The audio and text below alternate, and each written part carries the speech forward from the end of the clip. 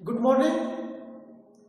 आज हम एक्सरसाइज 3.1 के अंदर क्वेश्चन नंबर 2 करेंगे। और क्वेश्चन नंबर 2 करने से पहले हमें क्वेश्चन नंबर 1 में क्या किया था कि हमें एक द्विघात बहुपद दे रहा था। उस द्विघात बहुपद से हमें शून्याङ्क ज्ञात कर रहे थे और उन शून्याङ्कों का योग तथा गुणनफल करके उनकी सत्यता की जांच कर रहे थे। और इस क्वेश्चन के अंदर हमें वो द्विघात बहुपद ज्ञात करना है और उसका हमें शून्याङ्कों का योग तथा शून्याङ्कों का क्या दे देगा, गुणनफल। तो द्विघात बहुपद ज्ञात करने के लिए इस सूत्र को काम में लेंगे के कोष्ठक x स्क्वायर माइनस कोष्ठक शून्याङ्कों का योग। जो हमें शून्याङ्कों का योग देगा वो यहाँ पे आ जाएगा। कोष्ठक बाहर गुणा में x है प्लस का शून्याङ्कों का गुणनफल और शून्याङ्कों का गुणनफल आगे आ जाएगा।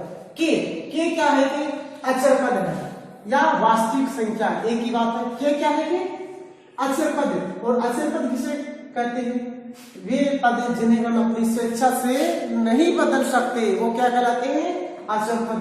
जैसे 1 2 3 4 5 अंत तक ये सभी क्या है? अचर पद तो है। अब देखो क्वेश्चन नंबर 2 में फर्स्ट पहला दिया गया हमें -3 और 2। कितना दिया गया है? -3 और 2। हमें द्विघात बहुपद ज्ञात करना है और द्विघात बहुपद ज्ञात करने के लिए हम एक सूत्र काम में लेते हैं जो अभी मैंने बताया था। तो द्विघात बहुपद ज्ञात करने के लिए सूत्र के कोष्ठक x स्क्वायर माइनस कोष्ठक शून्याङ्कों का योग बाहर x और प्लस का शून्याङ्कों का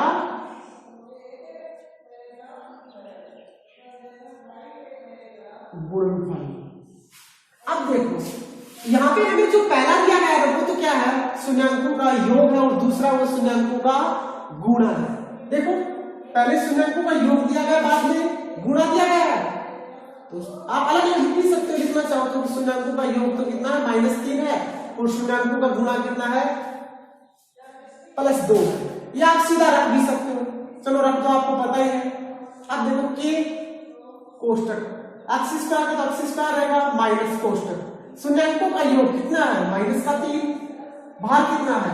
x प्लस शून्याङ्कों का योग कितना है? 2 के x स्क्वायर माइनस कोष्ठक वाले में प्लस ना 3x और प्लस का 2। और ये हमारी लोग क्या हो गई?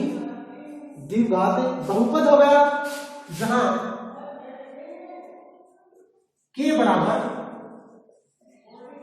अचर पद है। के क्या है कि अचर पद है, ठीक है ना।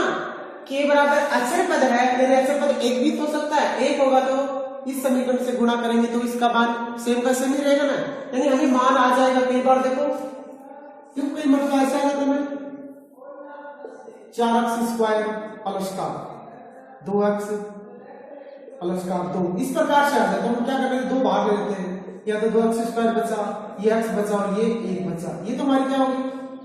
एक द्विघात बहुपद हो गया ना। और 2 हमने क्या कर लिया? बाहर ले लिया।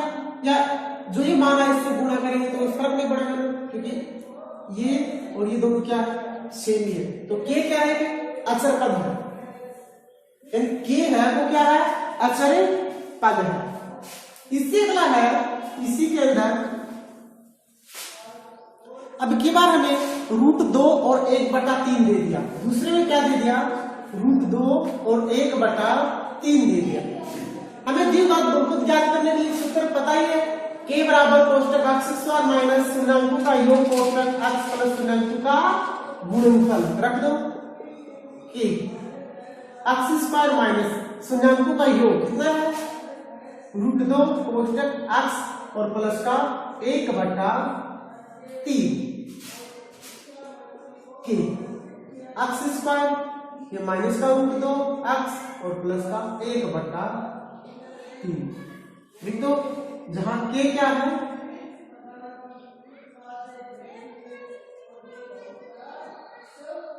अचर पद। यदि इसको आगे तक सोल्व करना चाहो तो भी कर सकते हो। देखो यदि आगे और भी सोल्व करना चाहो तो कर सकते हो, क्योंकि लघुत्तम कितना आ रहा है हमारा 3 आ रहा है ना, लघुत्तम हमारा आ रहा है कितना 3, को ऊपर वाले को घटा देता हूं। देखो इसी चीज को लिख रहा हूं के कोष्टक लघुत्तम कितना आ रहा है 3 ना, तो 3 ले लिया नीचे, तो 3 को एक्स स्क्वायर से गुणा कर देंगे माइनस 3√2 एक्स और प्लस का 1। अब 3 को भाग देंगे k/3 कोष्टक 3 x square minus 3√2 x और प्लस का 1, जहां k/3 बराबर अचर पद। ठीक है ना, जहां k/3 बराबर क्या गया अचर पद।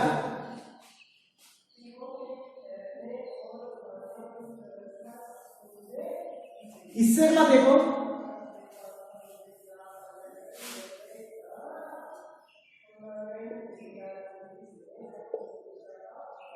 इससे अगला दे दिया -1/4 और 1/4। तीसरा में क्या दे दिया -1/4 और 1/4। ऊपर लिख देते हैं इसको, तो आप लिख सकते हो ना, यानी द्विघात बहुपद ज्ञात करने के लिए सूत्र बराबर कौन सा आता है के कोष्टक एक्स स्क्वायर माइनस शून्याङ्कों का योग एक्स और प्लस का शून्याङ्कों का गुणा। ठीक है ना, आपको पता ही नहीं सूत्र का, तो क्योंकि पहले काम में ले लिया तो समझ में आ जाएगा। अब देखो 1/4 के शून्याङ्कों को क्या दिया गया है योग, और एक माइनस का 1/4 पर योग दिया गया, 1/4 क्या दिया गया है गुणनफल। तो देखो के एक्स स्क्वायर माइनस 1/4 बाहर एक्स आई प्लस 1/4 के एक्स स्क्वायर, ये माइनस क्योंकि माइनस ये था और माइनस पहले से ऑलरेडी सूत्र में, तो माइनस माइनस क्या हो जाएगा प्लस 1/4x प्लस 1/4 लघुत्तम आ रहा है कितना 4, तो 4x स्क्वायर प्लस का 1x और प्लस का 1, 4 को क्या करेंगे बाहर ले लेंगे, तो k/4 x स्क्वायर प्लस का x और प्लस का 1, जहां k/4 बराबर अचर पद। k/4 बराबर क्या है अचर पद।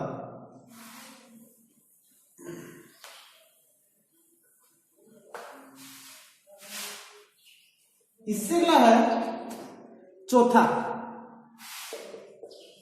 0 और रूट क्या दे दिया 5 दे दिया। अब की बात कितना दे दिया 0 और रूट 5, तो सूत्र का हमें पता है, मान रख दो कि एक्स स्क्वायर माइनस कोष्टक 0x प्लस रूट 5 के एक्स स्क्वायर, ये क्या हो जाएगा 0 हो जाएगा और प्लस का रूट 5, जहां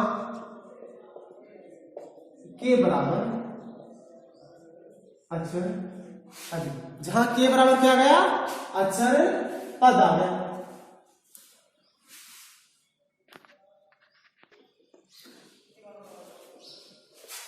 इससे अगला है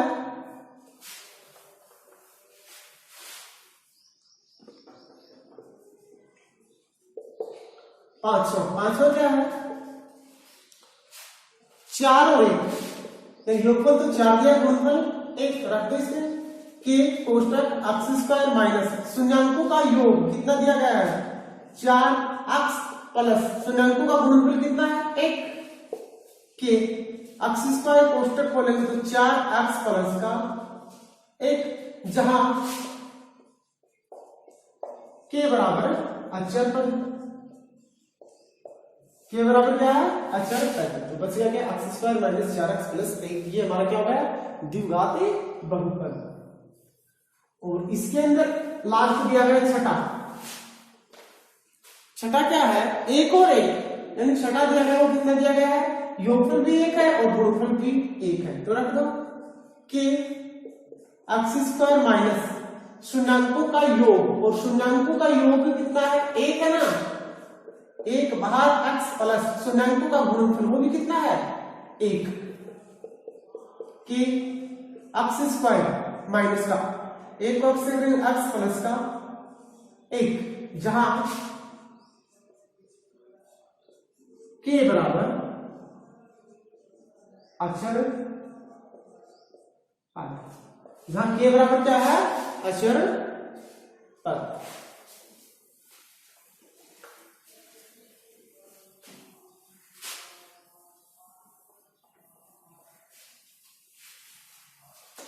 इससे अगला क्वेश्चन है क्वेश्चन नंबर 3। इसमें दिया गया है यदि द्विघात बहुपद f(x) बराबर x² माइनस 8x प्लस का k है, यानी f(x) बराबर हमें क्या दिया गया? क्वेश्चन नंबर 3 में दिया गया है f(x) बराबर x² माइनस 8x और प्लस का k के शून्यांकों के वर्गों का योग, यानी शून्यांकों के वर्गों का योग, शून्यांकों की वर्गों का योग बराबर कितना दिया गया है? 40। इससे आगे बोल रहा है तो k का मान ज्ञात कीजिए। तो k का मान ज्ञात कीजिए। हमें किसका मान ज्ञात कर रहा है? k का मान ज्ञात कर रहा है। अब यहां से देखो शून्यांकों के वर्गों का हमें क्या दिया गया है? एक तो योग दिया गया है, और शून्यांकों के वर्गों का योग क्या होता है? देखो हमारे पास एक सूत्र होता था शून्यांकों के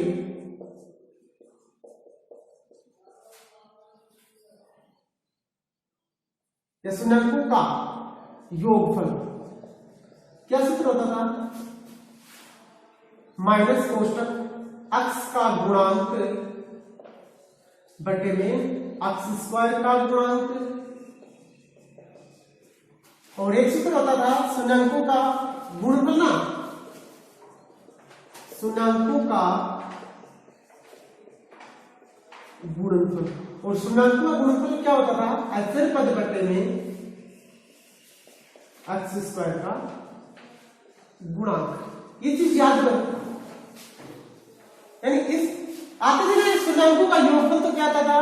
माइनस कोष्टक x का गुणांक बटे में x² का गुणांक, और शून्यांकों का गुणनफल क्या आता था? अचर पद बटे में x² का गुणांक। ये तो होता था। अब देखो, अब हमें मानना है, अब वो शून्यांक में हमारे पास कितने शून्यांक आ रहे थे? 2। यानी जब हमारे पास द्विघात था, यानी द्विघात बहुपद में अधिकतम 2 घात होती है, तो शून्यांक भी कितने आएंगे? 2। तो वो 2 शून्यांक कौन से? वो हम मानेंगे, माना वो शून्यांक है a या b, अल्फा या बीटा, कोई भी मान लो, ठीक है ना, अल्फा या बीटा।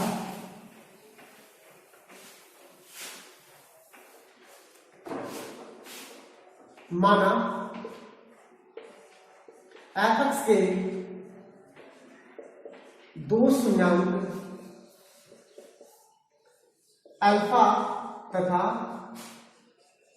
बीटा। हमने क्या मान लिया? एक को तो अल्फा मान लिया, एक को क्या मान लिया? बीटा। तो योगफल क्या होता है? यानी अल्फा प्लस बीटा बराबर, देखो ये योगफल होगा ना, और वो क्या होता है? माइनस x का गुणांक बटे x² का गुणांक। ये माइनस सूत्र के अंदर है। अब x का गुणांक, यहां से x का गुणांक देख लो कितना? माइनस का 8 है ना, माइनस का 8 बटे में x² का गुणांक, और x² का गुणांक क्या है? 1। ये माइनस माइनस प्लस 8 बटे 1, यानी कितना गया? 8। यानी अल्फा प्लस बीटा बराबर कितना गया? 8। ये क्या गया? ये शून्यांकों का योगफल आ गया। इसी प्रकार हम शून्याङ्कों का क्या गुणनफल ज्ञात कर लेंगे, तो अल्फा और बीटा ये दोनों गुणा हो गए, और गुणनफल क्या होता है, अचर पद बटे में एक्स स्क्वायर का गुणांक अचर पद। अचर पद हमारे पास कितना है, के, और बटे में एक्स स्क्वायर का गुणांक कितना है, एक, और के, यानी हमारे पास के का मान तो कितना गया, अल्फा और बीटा का मान कितना गया, के, और योगफल कितना गया, 8। अब हमें प्रश्नानुसार क्या दिया गया, शून्याङ्कों के वर्गों का योग।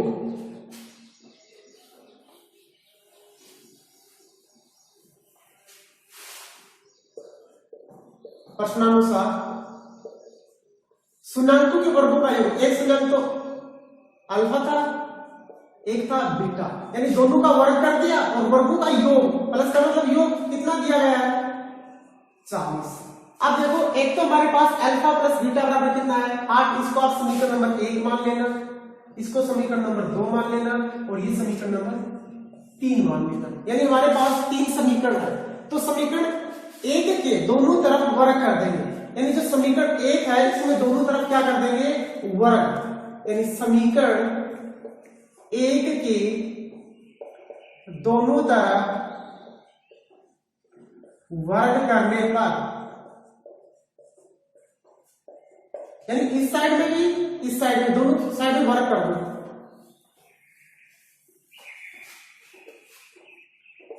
अल्फा प्लस बीटा यहां भी वर्ग कर दिया, और 8 का भी क्या कर दिया, वर्ग कर दिया।